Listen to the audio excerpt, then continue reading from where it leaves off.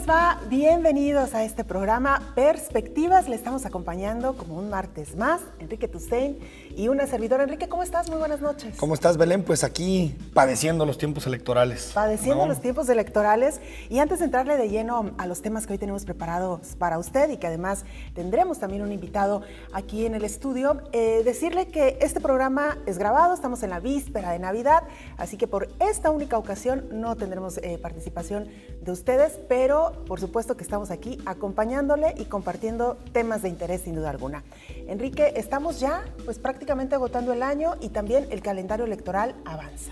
Sí, digamos que este periodo para que inicien las precampañas, nos faltan algunos días, el 28 de diciembre comienzan las precampañas, serán 40 días donde tendrán los partidos políticos, pues ¿cómo le podemos decir, Belén? Que fingir sus procesos internos, porque la mayoría de las decisiones de los partidos políticos pues ya están tomadas. Así es. Pero para poder tener acceso a medios de comunicación, para poder tener acceso también, por ejemplo, a algunos recursos, a los topes que se declaran en precampañas, pues tendrán que hacer como que compiten internamente, cuando sabemos que en casi todos los partidos políticos las decisiones las tomará pues uno de los personajes de peso en esos partidos, ¿no? Claro, y sobre todo me parece principalmente, Enrique, en aquellos municipios que han sido considerados como las joyas de la corona. Sí. Recordar que el proceso electoral del próximo año contempla básicamente renovación de alcaldías y renovación del Congreso local, del Congreso federal también.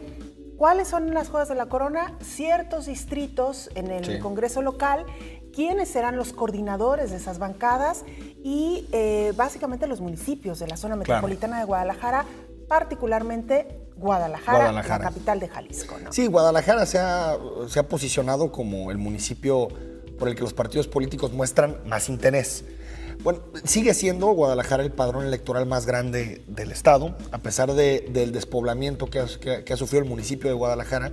Hay que decir que muchas de esas personas no necesariamente cambiaron su credencial de elector.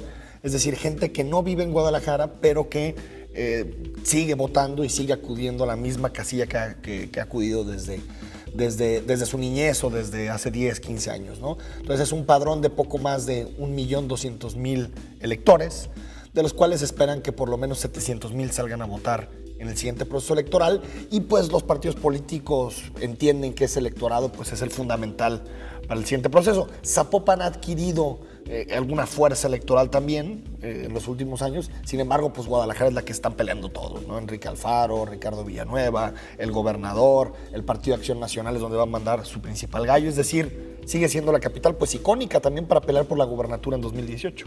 Claro, alguien decía por ahí que dejar sin un buen candidato en Guadalajara sería tanto como dejar la portería sin portero. Sin portero. Ahí podrían ingresar todos los goles habidos y por haber, y finalmente es por ello que cada uno de los partidos políticos, pues digamos que se ha esmerado, ¿no? Claro. En escoger su mejor gallo. La madre de todas las batallas, sin duda alguna, la estaremos viendo en el municipio de Guadalajara, y ya entrando el próximo año, Enrique, prácticamente inmersos en el proceso electoral y lamentablemente también con otros filones que ya hemos tenido oportunidad de ver en procesos anteriores, las campañas sucias, ¿no? Que realmente preocupan estos procesos donde se incluyen estos golpes bajos. Sí, ya digamos, la polarización del debate queda clarísimo. Yo sigo pensando que el árbitro electoral está siendo muy timorato en, digamos, no prevenir algunos actos que claramente están totalmente fuera de tiempos, ¿no? Sin embargo, pues la ley dejó muy claro que para adelantarse en los tiempos de campaña, pues tienes que pedir el voto, ¿no? Y eso creo que genera digamos, una característica que si el candidato de alguna forma se cuida, pues no necesariamente cae en actos. Y la guerra sucia que se metió como uno de los elementos en la reforma electoral en Jalisco, pues también queda muy a interpretación del árbitro electoral, ¿no? No vienen delineados los ejes, sino campañas que de alguna forma generan un impacto negativo en el rival, ¿no? Pues eso es una interpretación enorme de la ley, y entonces de alguna forma eso le da al árbitro electoral demasiada interpretación y no puede aplicar realmente reglamentos que fueron hechos para evitar este tipo de cosas, ¿no? Estaremos estrenando de alguna manera ley electoral, estaremos estrenando árbitros de las contiendas, sí, organismos, y me parece que va a ser un muy buen tema, Enrique, para dialogarlo más adelante con nuestro invitado esta noche, porque hay muchos puntos interesantes dentro de la reforma político-electoral, no solamente que tienen que ver con el presupuesto, claro, sino también con esta regulación en ciertos aspectos de campaña que me parece dejan muy abierto a la parte de Internet, que ya lo habíamos comentado. Claro. En fin, hay temas muy interesantes dentro de los nuevos trajes que se han hecho para el próximo proceso electoral y será una buena oportunidad para dialogarlo con el doctor Javier Hurtado, que ya nos acompaña esta noche. Seguro que sí, será un tema fundamental. Enrique, otro de los grandes temas antes de cerrar este año 2015, sin duda alguna, un asunto que, perdón por la banalización, pero me parecía a mí cuando lo escuché, que era una de estas noticias que suelen dar los periódicos el 28 de diciembre, ¿no? Sí. El restablecimiento de las relaciones diplomáticas entre Cuba y Estados Unidos, algo que se veía lejano, sí. Y que sin embargo, antes de cerrar este año 2014, el presidente Barack Obama, el presidente de Cuba, Raúl Castro, hacen los anuncios de manera simultánea a través de la televisión, y este restablecimiento, que yo te quisiera preguntar a ti, Enrique, como experto en temas internacionales, ¿qué significa y qué alcance tiene? Me parece que cuando se dio la noticia hubo mucho calor alrededor y ahora un poco más frío el tema, nos da para tomarlo eso en su justa dimensión. ¿Qué alcance tiene este anuncio, Enrique? Son, Belén, 52 años de enfriamiento de las relaciones. Hay que decirlo, Estados Unidos y Cuba han cooperado en distintos temas históricamente. Siempre ha habido lo que los norteamericanos le llaman el back channel, ¿no? Una forma de diálogo y de relación con el régimen que le permitía sobre todo tratar asuntos políticos, económicos. Por ejemplo, Estados Unidos y Cuba firmaron un tratado hace no mucho para dividirse una parte del petróleo que está en el Golfo de México y que también nos toca a nosotros. Es decir, siempre hubo algo de comunicación. Sin embargo, el gesto de abrir una embajada, de, digamos, buscar lazos mucho más fuertes sociales, ¿no? A través de becas, a través de intercambios, te habla de otro enfoque. Y creo que Estados Unidos y sobre todo el presidente Barack Obama entienden que en prácticamente todas las dimensiones este bloqueo ya es completamente obsoleto. O sea, no tiene ni ganancias en términos de legitimidad, no tiene ninguna dimensión electoral propia, ¿no? que le ayude a Barack Obama o al Partido Demócrata. Es decir, es básicamente una política del pasado que ya no resuelve nada. Y se dan cuenta, por ejemplo, los norteamericanos, que en este juego de poder internacional donde se enfrentan a China con mucha claridad en muchos frentes, pues China les estaba comiendo totalmente el pastel en Cuba. Si tú ves, el 80% de las inversiones en sectores pesados, como por ejemplo el petrolero, son chinas.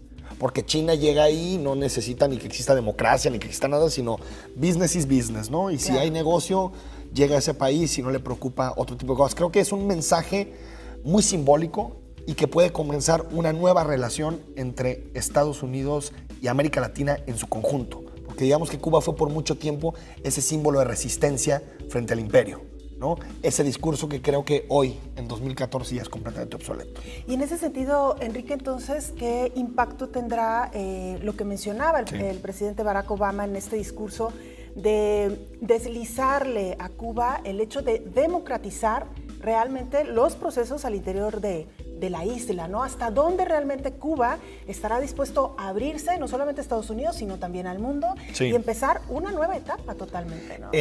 Digamos, el embargo no lo va a poder quitar Barack Obama unilateralmente. Ese sí tiene que pasar por el Congreso. Sin embargo, le puede restar prioridad en la política de seguridad nacional. Creo que en el régimen cubano ya ha habido una lenta transición. Va a ser una transición muy larga. Va a ser una transición no de ruptura, de 20, 25 años, porque es un régimen que todavía tiene legitimidad en buena parte de la población cubana. No es un régimen, digamos, que carecía de legitimidad o que carece de legitimidad. Eso te puede llevar a una transición un poco más larga hacia la democracia. Sin embargo, y hay que decirlo para meter el caso de México, México estuvo ausente de este tema. Y se estuvo alertando por mucho tiempo que México tenía que jugar un papel importante en la relación entre Cuba y Estados Unidos, como lo ha jugado siempre, hay que decirlo, ¿eh?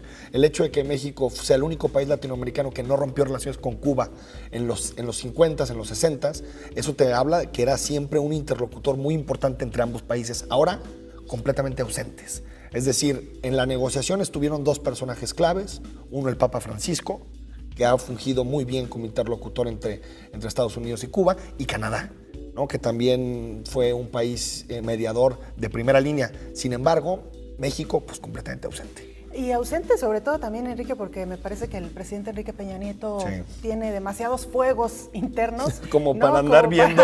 Está resolviendo otros asuntos, que sin embargo no es un proceso tan reciente, como bien lo mencionabas, ¿no? Me parece que presidentes anteriores tuvieron que haber intervenido también. Y como bien lo refieres, México se ha mantenido en los últimos años ciertamente distante de Cuba. Pero pues comes y te vas, ¿no?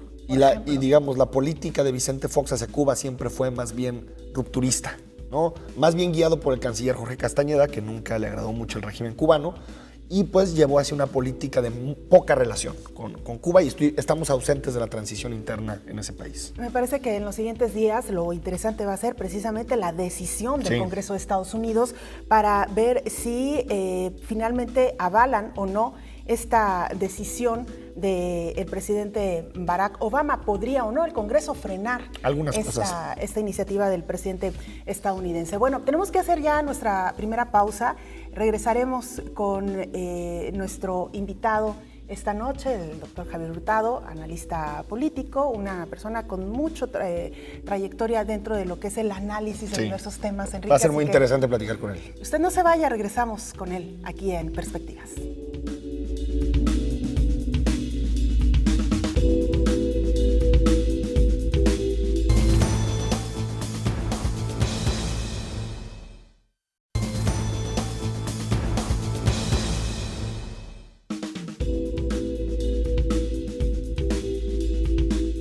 Estamos de vuelta en Perspectivas y vamos a escuchar la semblanza de nuestro invitado de hoy, Javier Hurtado.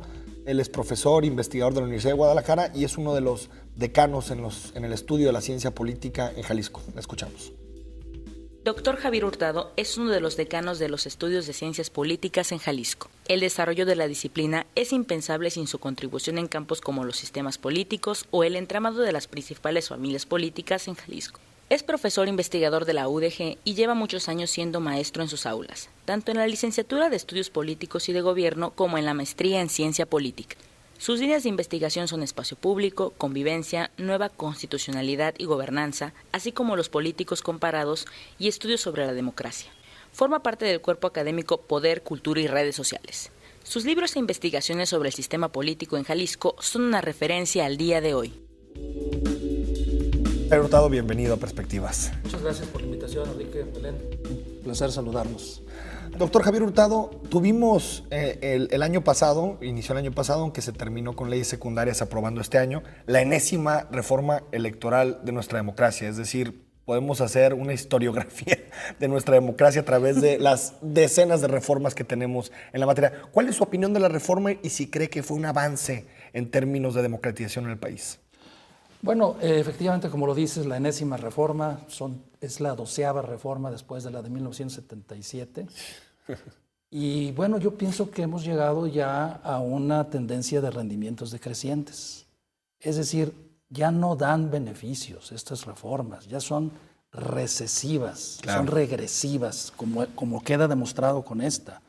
Sin lugar a duda, la de 1977 pues es, digamos, la madre de las reformas, la que abre una nueva época de proceso de liberalización y de transición a la democracia en México. La de 1996, importante, muy importante, trascendente, claro, con su problema que tiene ahí de que inventa la fracción quinta del 54 constitucional, que es desastrosa, que es lo que ha traído como consecuencia que no pueda haber mayoría en la Cámara de Diputados por ningún partido. Y luego ahora esta, ¿no? Esta donde pues es una serie de claroscuros y más oscuros que claros, veo yo, que se caracteriza, pues básicamente, digo, tiene muchas cosas, muchas aristas que podemos comentar, Enrique, Belén, pero bueno, digamos así rápidamente, yo diría, ¿cuáles serían las grandes ausencias más bien? Mira, yo creo que hay dos cuestiones que son claves y que las vi ausentes, que están ausentes y que van a marcar la forma como se va a desarrollar estas elecciones en junio próximo. Por un lado, no se incluyó por enésima ocasión el voto en blanco. Y eso va a tener enormes repercusiones en estas elecciones que vamos a tener. ¿Por qué? Porque el ciudadano no tiene posibilidad alguna de acudir a votar por la democracia y rechazar a los partidos y a sus candidatos. Claro. Entonces, la única opción que tienes es abstenerte de ir a votar o poner una mentada ahí del 10 Pero de que mayo. no vale, ¿no? Que no se vale. quita, claro. Sí, o sea, porque es el voto nulo famoso. Sí. Entonces, en otros países sí existe la opción del voto en blanco, en varios países, claro. y es en ocasiones ha sido muy importante el voto en blanco. Hay veces que, por ejemplo, hubo ocasiones que en Argentina el voto en blanco fue mayor que el voto a favor de un candidato, ¿sí? Cuando fue la crisis. el exilio de Juan Domingo Perón. Ya. Entonces, creo que esta situación pues, nos marca de una ausencia, un vacío muy importante y que se va a manifestar aquí, porque mucha gente va a decir, pues, dejo de ir a votar, se acabó, ¿no? ¿Por qué? Porque no tenemos ninguna opción de cómo puedo yo ir a manifestarme a favor de la democracia y en contra de los partidos y sus candidatos. No hay forma. Bueno, la otra, por ejemplo, lo de las precampañas. Mencionaban ustedes, ya inician las precampañas. Pues sí, es cierto, y se está diciendo que hay que blindar los procesos electorales y que quién sabe cuánto y quién sabe qué tanto, ¿no? Y ahora se están rasgando las vestiduras todos los partidos políticos y parece ser que van a descubrir el hilo negro en materia de esto de blindaje para que no llegue nadie del crimen organizado. Pero ¿para qué nos hacemos tontos, por favor?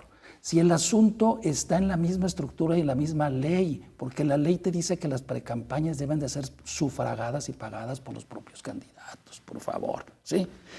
Y nosotros todos sabemos que todos los candidatos pues no tienen ni petate en que caerse muerto. Y si lo tienen, no van a poner un 5 ni en su beneficio propio. Claro. Entonces, ¿de dónde consiguen dinero para pagar la precampaña? Ahí es donde empezamos mal, ahí es donde se empieza la subasta de los cargos públicos. Claro. Porque después tienes tú que corresponder con el que te patrocinó, ¿sí?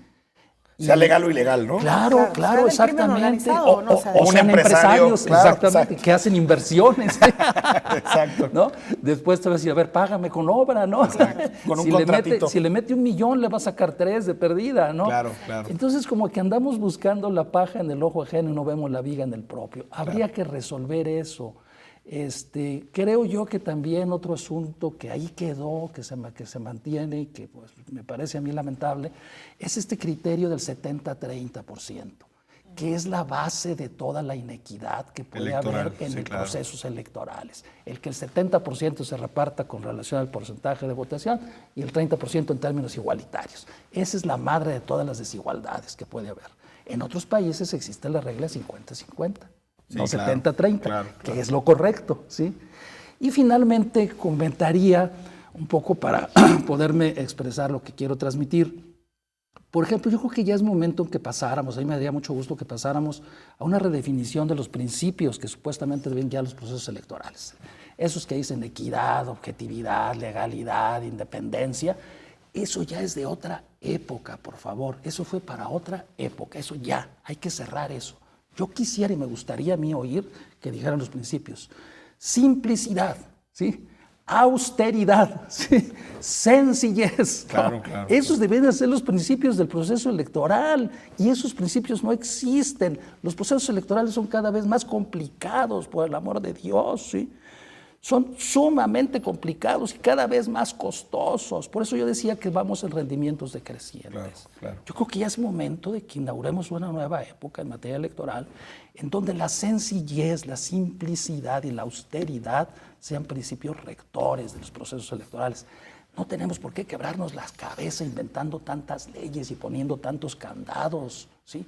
Hay que cerrar esa etapa y abrir una nueva etapa sustentada en la confianza, en la credibilidad, en la austeridad y en la simplicidad. Y nada más alejado de la austeridad que el presupuesto que aprobaron la semana pasada los legisladores para el Consejo General, más bien que aprobaron al interior del Consejo General del Instituto Nacional Electoral, 5,355,522,828 pesos. Ya hasta parece eso del Teletón, ¿no? Es una cifra, que ni siquiera la alcanzamos a dimensionar, no la puedes... Y es aún más dramático, perdón, doctor, porque una de las promesas de la reforma electoral fue reducir el costo de las elecciones porque supuestamente iban a tener menos peso los organismos públicos locales y al final terminamos con la misma burocracia electoral a nivel local y con un INESote de un tamaño tremendo. Fíjate, ese es otro punto que me parece muy cuestionable también. No se modificó, no solamente no se modificó el factor de multiplicación para obtener de allí el financiamiento para actividades ordinarias permanentes, que es el 0.65% de un salario mínimo por el número total de miembros inscritos. Fíjate qué mañosos y tramposos son en el padrón electoral, no en la lista nominal. Eso es un fraude, un robo en despoblado el que hacen los partidos políticos, porque hay una diferencia de aproximadamente, es fluctuante, entre 10 y 12 millones de personas entre el padrón electoral y la lista nominal, ¿sí? Ahí en el padrón electoral están los paisanos, hay muchos de los que ya murieron y están los que están presos. O que ya su credencial no sirve. O que ya no sirve, o están metiendo a los que van a entrar, pero que todavía no sacan su credencial para votar. Claro, ¿sí? claro. Entonces, si yo multiplico el financiamiento, ese salario mínimo, el 65% de un salario mínimo por el padrón electoral, cuando lo que se basa, lo que se utiliza para ir a votar en la lista nominal, pues eso es un fraude en despoblado. Por favor, ¿qué falta de ética de los partidos políticos de estar haciendo ese robo? Ese es un vil robo. Y la otra cuestión es esta, fíjense ustedes, porque entonces, ahora con el famoso INE y la reforma del 2007, entonces cada estado legislaba para darles, porque aparte de ese presupuesto que tú dices, cada estado les da dinero a los mismos partidos que a nivel nacional les da el presupuesto federal, ¿no? Claro. Entonces, había estados que lo multiplicaban por el 20% de un salario mínimo, 25, 30%, como Veracruz. Jalisco era de los más generosos. Bueno, gracias a esta reforma, ahora, en todos los estados se multiplica por el 0.65%. Y eso trajo como consecuencia que nos estén costando los partidos políticos por vía de este subsidio estatal, se calcula 1.300 millones de pesos más que lo que nos costaban antes de la reforma. Sí, claro. 1.300 millones de pesos más que se le están dando de los presupuestos de los gobiernos. Solo a los estados. No, más en los casos de los estados, más aparte los 5,000 y tantos que tú me mencionas. 355 millones. ¿No? Es una cantidad estratosférica, 5.355 millones. ¿No? Entonces, es tremendo. Más agrégale esto que se les da, los 1.300. Y no está incluido el Tribunal Electoral, ¿eh? No está incluido el Tribunal Electoral, que es otra la nota, ¿no? Doctor, sí, totalmente. Y esta justificación, Belén, doctor Javier Hurtado, que se ha dicho mucho bueno, es que tenemos un sistema electoral que se construyó en la desconfianza. O sea, hay que gastar mucho dinero público para generar candados, para generar una estructura burocrática capaz de administrar los procesos electorales. Es decir, ¿se justifica el gasto por esta desconfianza original de cómo se manejaban las elecciones durante muchos años en el país? Yo creo que no. Yo creo que definitivamente no. Por más dinero que le metas, después de todo, el mexicano no va a dejar de ser tranza, ¿no? Eso ya es una situación que traemos, yo creo que incluso genéticamente, ¿no? Pero por más dinero que le metas no vas a resolver nada, la verdad. Yo pienso que es otra cosa, ¿no? Lo que se tiene que hacer. Y más bien establecer como un sistema de incentivos y de castigos, ¿no? Ejemplares, sí, doctor, ¿no? Y no tanto candados. Okay. O sea, se nos ha ido en inventar candados. Yo más bien quisiera pensar que fuera un sistema así como de incentivos, de premios y de castigos. Y voy, por ejemplo, al caso del presupuesto del IFE, del dinero que se les da a los partidos. Si nosotros estableciéramos otro criterio para el financiamiento de los partidos, podría ser en este sentido. Vamos ligando si tú quieres el 65 o el que quieras % del salario mínimo, que me parece mal eso, pero bueno, pero no con relación a la lista nominal, ni con el padrón, sino con relación a los votos que obtuviste, ¿sí? Claro. ¿Cuál es el trabajo de un partido político? ¿Cuál es la chamba de un partido? Pues llevar a la gente a votar, que crean las elecciones, que confíen en la democracia. ¿Hiciste bien tu tarea? Toma, te doy tu domingo, ¿sí? Te premio. ¿No hiciste tu tarea bien? Te quito o te rebajo la mesada o te rebajo al revés, domingo, hay veces que a los partidos le conviene que poca gente vote. Así de sencillo, ¿no? O sea, pues yo te voy a estimular y te voy a compensar, te voy a premiar si tú elevas el porcentaje de participación. Si baja el porcentaje de participación y tú bajas también en tu porcentaje de votos que obtuviste con relación al proceso anterior, pues menos te voy a castigar y te voy a bajar financiamiento. Clarísimo. Así de sencillo. ¿Para qué nos complicamos la vida? Claro. Doctor, tenemos que hacer una pausa, claro que sí. Pero regresamos con mucho más. Hay todavía muchos temas que abordar esta noche, así que usted no se vaya.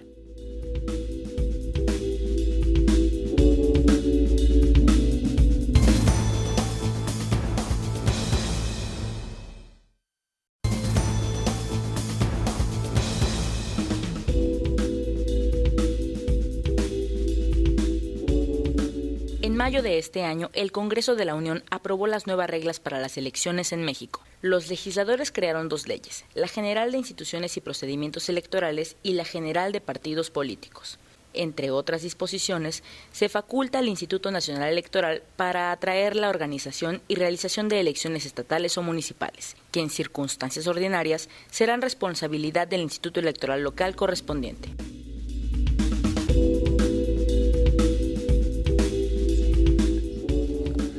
Estamos de regreso aquí en Perspectivas. Y bueno, un tema que es fundamental, Belén, es, digamos, todo este nuevo diseño electoral que de alguna forma ha generado un debate sobre la salud o el estado de nuestro federalismo, ¿no? Sobre todo por toda la atracción de funciones y atribuciones que tiene este nuevo Instituto Nacional Electoral. ¿Qué le parece este rubro, doctor? ¿Si hay, digamos, un retroceso en términos de construcción federal en el país o lo ve como una buena solución para evitar que los gobernadores se empoderen de la forma que se han empoderado? Yo creo que definitivamente eso va en contra del principio establecido de distribución de competencias que está establecido en el 124 constitucional. Yo no sé cómo explican quienes justifican esto, que esto se llama federalismo electoral. O sea, por el hecho de que ahora ya los estados no tengan facultad de organizar sus propias elecciones, pues yo no sé cómo se le puede llamar a eso federalismo electoral. Creo yo que sí se ha venido a afectar, y yo no sé qué tanto era cierto o no, que los enemigos de la democratización en México eran los gobernadores de los estados, porque a mí me parece que más bien se construyó una especie como de mito en torno a eso. Y lo quiero decir de manera clara para que se pueda entender. De los gobernadores de los estados actualmente en México, en los 31 estados que existen, en 21 de ellos existen gobiernos divididos. Es decir, el gobernador no tiene mayoría en el Congreso local. Y un gobernador sin mayoría en su Congreso local, pues yo pienso que no tiene todas las posibilidades, los recursos para hacer y deshacer como se piensa que puede hacer un gobernador.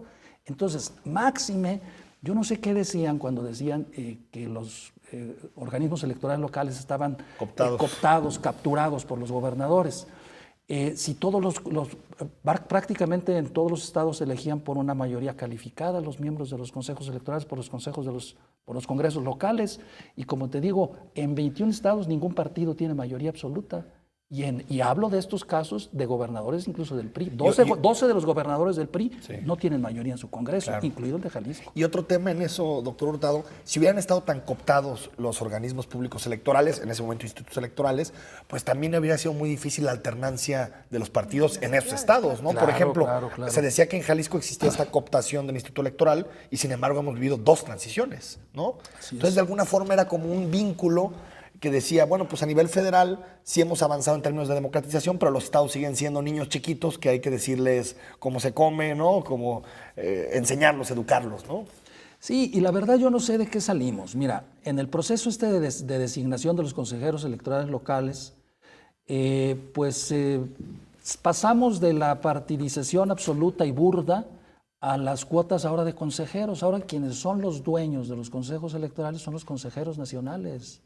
En algunos casos en contubernio con algunos partidos políticos. Claro, por supuesto. Pero por favor, o sea, es infantil suponer que tú vas a quitar los intereses que en torno a esos procesos y esas decisiones, pues inevitablemente tienen que existir. Claro. Lo que pasa es que se pasó de un dominante o de un factor que tomaba la decisión o un sistema específico a otro. Ahora pues es ahí el asunto de los consejeros, que se reparten las cuotas de los estados, y en ocasiones con la venia y el acuerdo de los partidos políticos. Claro. Entonces, yo la verdad no veo cuál sería el avance del proceso, el progreso, y en todo caso también hay que tener mucho cuidado con este asunto de la famosa asunción, así como la Virgen de la Asunción. Esa famosa asunción que es la facultad que tiene el Consejo General del INE para asumir la realización de una elección local cuando considere que las autoridades la están manipulando. Entonces eso se puede prestar a abusos y a cosas pues muy extrañas, muy raras, ¿no? Junto con el hecho también de que es otra cosa de la nueva reforma electoral, de que ahora hay que tener mucho cuidado en el tope de campaña, porque si se rebasa con el 5% y la diferencia entre el segundo y el primer lugar es del 5%, se anula la elección. Entonces creo que se va va a haber mucha como incertidumbre. Y litigio, ¿no?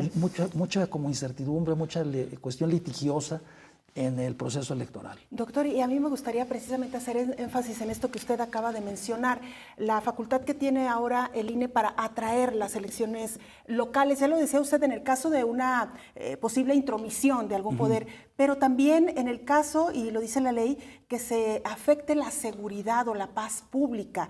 Y me parece que en el contexto que estamos viviendo en México, se habla, por ejemplo, ya del caso de Guerrero. ¿Qué tantas condiciones hay actualmente para llevar a cabo un proceso electoral en el estado de Guerrero? Y me parece que en general, en varias entidades, ¿qué tanto estaremos viendo precisamente esta situación de la atracción de elecciones porque en un estado no haya condiciones de seguridad para llevar a cabo un proceso? Sí, yo pienso que ese es un gran problema que tiene que resolverse en esta elección.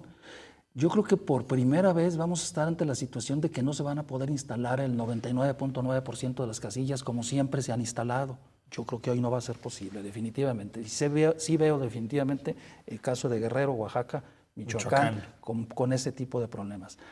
Esta semana no se pudo realizar una elección extraordinaria en Oaxaca, en un pueblito chiquito de 3.600 habitantes, pero no se pudo realizar.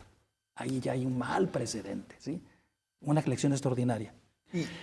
Y entonces ahora hay que ver qué va a pasar con lo de Guerrero. Ya dijeron los ayotzinapos que hay que suspender las elecciones. A mí me parecería gravísimo, pero gravísimo, ¿sí? Como quiera que sea, pero las elecciones se tienen que hacer. No hay lugar a negociar la fecha ni la realización o no de las elecciones. Vamos, por favor, ni siquiera cuando se suspenden las garantías individuales, el presidente de la República declara la suspensión de las garantías individuales con base al artículo 29 constitucional, ni siquiera se establece claramente en la Constitución, no se pueden suspender los derechos políticos de los ciudadanos. Esos no se pueden suspender. Se puede suspender la garantía del domicilio, de ciertas formalidades que deben tener los procesos, ¿no?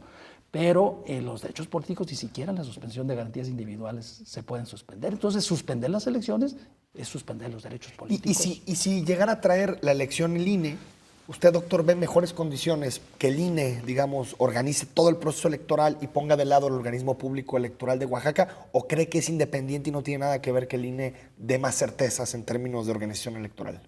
Yo pienso que a lo mejor ahí sí se justifica que en el caso de Guerreros, yo pienso que sí, yo pienso que debe hacerse, el INE debe intervenir a realizar las elecciones. Tengo entendido que ahorita hay 7 consejos distritales que están tomados por los que protestan, ¿sí? Y ya el día de ayer el INE tuvo una sesión en su Consejo General en donde acordó que pueden los consejos locales y distritales sesionar en sedes alternas en todo el país, precisamente por esa situación. Por lo pronto en Guerrero tengo entendido que hay 7 consejos distritales que están tomados y no pueden entrar los funcionarios del INE ahí. ¿Habíamos estado alguna vez en esta situación, doctor? Nunca, jamás. La primera vez en la historia. Es la primera vez. Sí, y yo veo que ahí entonces es donde vale la pena reflexionar pues qué tan democráticos son estas personas que precisamente su demanda es cancelar la democracia, porque yo no le puedo llamar de otra manera.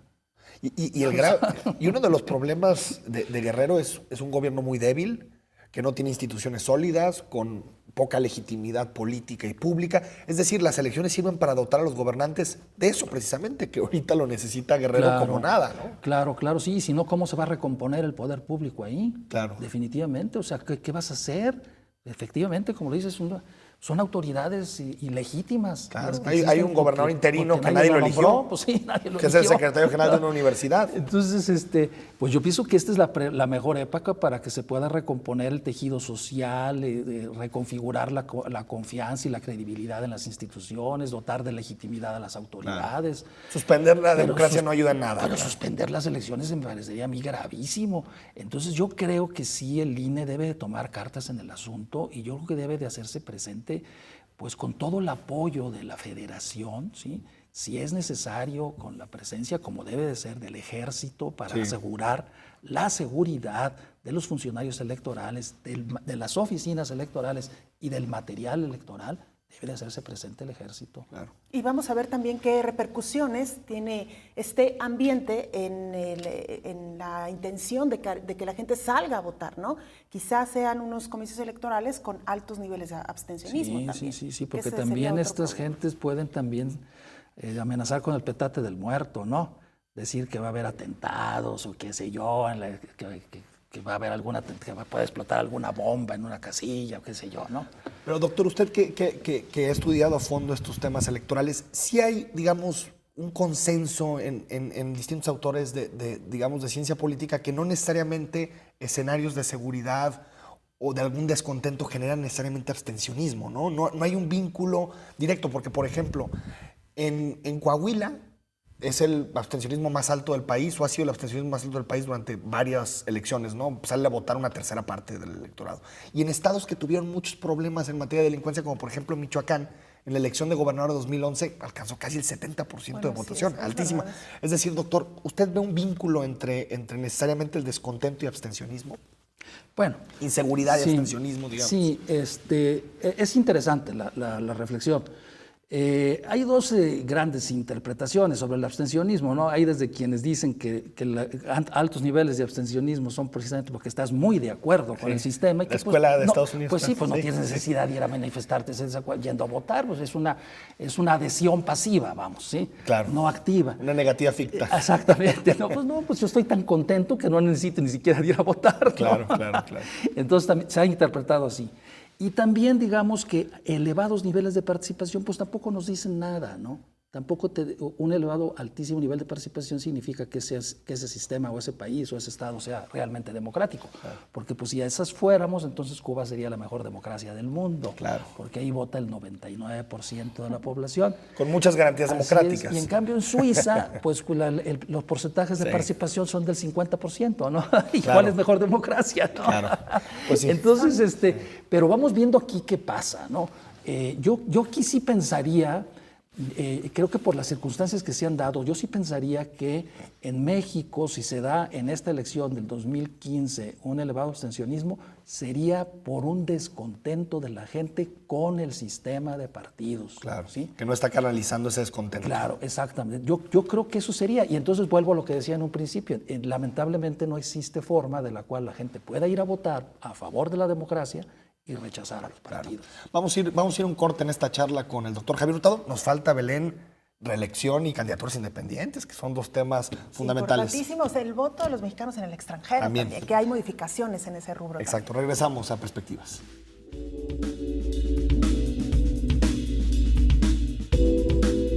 La nueva legislación establece también que la principal fuente de recursos de los partidos políticos seguirá siendo el dinero público, administrado por el INE y calculado con base en los votos que obtenga cada instituto.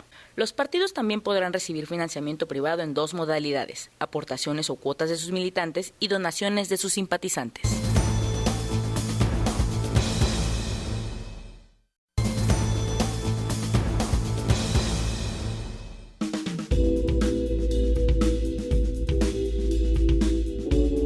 Con la nueva legislación electoral, los mexicanos en el extranjero podrán votar para elegir, además del presidente, como venía ocurriendo, a senadores, gobernadores y jefes de gobierno del Distrito Federal. Ya estamos de regreso. Le recordamos, si usted nos acaba de sintonizar, que la charla esta noche es con el doctor Javier Hurtado. Unos datos rapidísimos para contextualizar lo que será el proceso electoral del próximo año. Se llevarán a cabo el 7 de junio. Y lo decíamos ya, 5.700 millones de pesos es lo que se repartirá a los partidos políticos en este proceso electoral. Son 10 partidos los que están en contienda, más de 150,000 casillas las que se instalarán y alrededor de 82 millones de ciudadanos que están inscritos ya en la lista nominal. 9 estados van a renovar sus gubernaturas: Baja California Sur, Campeche, Colima, Guerrero, Michoacán, Nuevo León, Querétaro, San Luis Potosí y Sonora. Así que bueno, sin duda alguna un proceso electoral interesante. En el caso de Jalisco, renovaremos alcaldías, Congreso local, Congreso federal. Doctor, lo escuchábamos ya, modificaciones, reformas también en lo que se refiere al voto de los mexicanos en el extranjero, y que por cierto aprovechamos para mandar un saludo a quienes nos siguen a través del canal 31.2 de Los Ángeles. Sí, mira, yo creo que el voto de los mexicanos en el extranjero pues no ha funcionado. ¿verdad? Es carísimo, carísimo, creo que se cotiza alrededor de 10,000 pesos lo que cuestaría un voto en el extranjero. Y no va a lograrse que los mexicanos, que son muchísimos, sobre todo jaliscienses, que están sobre todo en California, vayan a votar. ¿Por qué? Porque pues no son tontos. Ellos piensan que si van y votan, pues los puede agarrar la migra y los puede regresar, los puede deportar. Visibles. Exactamente. Entonces, por eso nunca van a ir a votar, ¿sí? Por más que se gaste. Claro. Y campañas y todos los mecanismos que se hagan, no es posible. Ahora bien, creo que aquí hay un asunto muy importante. Yo creo que esos millones de mexicanos que están en el extranjero, sobre todo jaliscienses en California, yo creo que es más de 1 millón de jaliscienses. Prácticamente no existe un jalisciense que no tenga un pariente en Estados Unidos y específicamente en Los Ángeles. Exacto. A cualquiera que le preguntes tú tiene un pariente en Estados Unidos y en Los Ángeles. Además. Entonces creo yo que esa gente sí merece ser tomada en cuenta, porque además son los que mantienen y sostienen muchísimos pueblos y rancherías de Jalisco. Gracias a ellos se mantienen por las remesas. La remesa después del petróleo es la fuente más importante de ingresos de México, ¿sí? Incluso por arriba del turismo. Entonces, creo yo que debe de dárseles mecanismos de participación en las decisiones y representación a los paisanos. El estado de Zacatecas se nos adelantó, ellos tienen la figura del diputado paisano, ¿sí?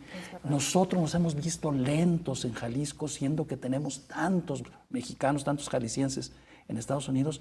Debería crearse la figura en este Congreso, si no se quiere crear, porque yo soy incluso de la idea de crear un Senado ¿Y cómo viene local, ese diputado paisano? ¿sí? O sea, ¿cómo es electo? ¿Es electo por los zacatecanos que están fuera? Por los que están fuera, exactamente. Y entonces ese diputado paisano viene y se integra. Gestiona los intereses. Está representado aquí, exactamente. Okay. Entonces incluso creo yo que, yo les aseguraría que incluso ni cobrarían el sueldo. Les aseguro que ni cobrarían el sueldo, ¿sí? Ni lo cobrarían, ¿sí? La famosa dieta.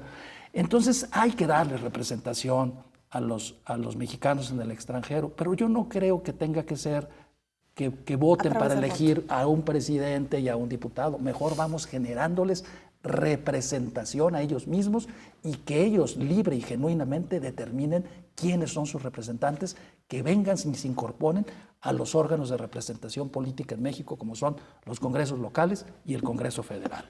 Doctor, en materia de reforma electoral, con el tema de la reelección, digamos que se rompe lo que podemos decir como un tabú histórico en nuestro país, ¿no? Que incluso causa de una revolución y, bueno, reelección es un tema fundamental en este país. ¿Sí lograrán la reelección todos esos atributos y beneficios que se les suelen poner, como por ejemplo más rendición de cuentas, que el diputado genere una mejor relación con sus votantes? ¿Sí tiene todas estas atribuciones? No, definitivamente no.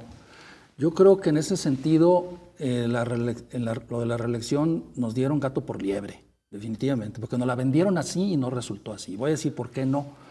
Porque se estableció solamente que los diputados que aspiren a ser reelectos tendrán que ser por el mismo partido. Y se estableció también que los municipios que aspiren a una reelección tienen que ser siempre y cuando sean por periodos de 3 años. Bueno, ¿qué significa esto? Significa que si yo digo que tiene que ser por el mismo partido, estoy fortaleciendo pues la carrera partidaria y la disciplina y la lealtad al partido. Claro. Pero sin embargo no estoy favoreciendo la rendición de cuentas, porque hubiera sido muy diferente decir solamente se podrá reelegir diputados de mayoría y por el mismo distrito o demarcación territorial, no por el partido. ¿El partido qué tiene que ver? ¿Sí? Sino por el mismo distrito. ¿Quieres reelegirte? Sí, pero tiene que ser por tu mismo distrito, para que ahí te evalúen tus ciudadanos, a ver qué tal hiciste y si mereces continuar en el cargo. No, pues ¿qué es lo que va a pasar?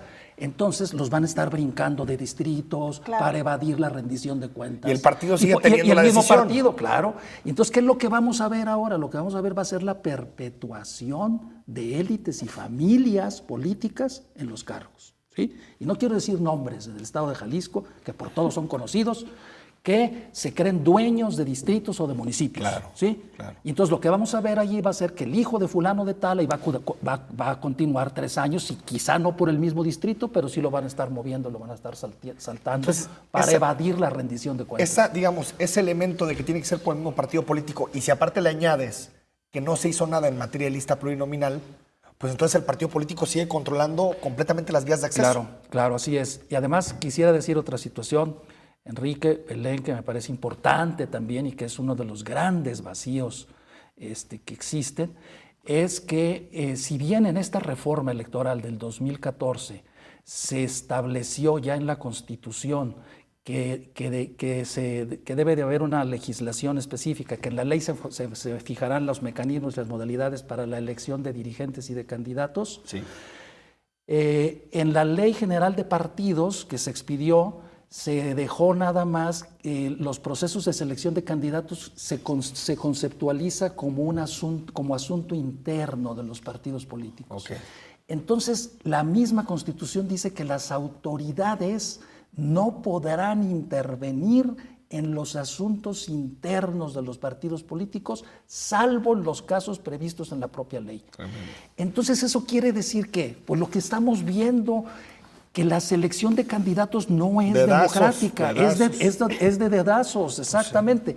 Sí. Si tú en tus estatutos pones que tú vas a elegir a tus candidatos por revelación divina, ¿sí? Porque vas a recibir una iluminación del cielo y te van a decir quién es el candidato, o por aclamación, o por sorteo.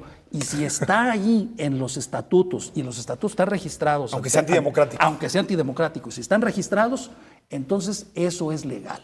Entonces, no es como ocurre en otros países que existe la obligación de que la selección de candidatos tenga que ser por métodos democráticos. Si yo quiero, lo hago por convención de delegados, si quiero, lo hago por designación del comité ejecutivo, si quiero, lo hago ahora, como le llaman, comisión de procesos internos, o ahora ¿no? Sí, o sea, se reúnen 3, 4, 5 y esos deciden con los candidatos. O la coordinadora metropolitana en MC. No. Entonces, a mí me parece que eso es gravísimo. Gravísimo. Es muy grave. Y esto ha sido un retroceso, porque permítanme decirles a ustedes que antes del 2007 sí existía la obligación de que la elección fuera por métodos democráticos.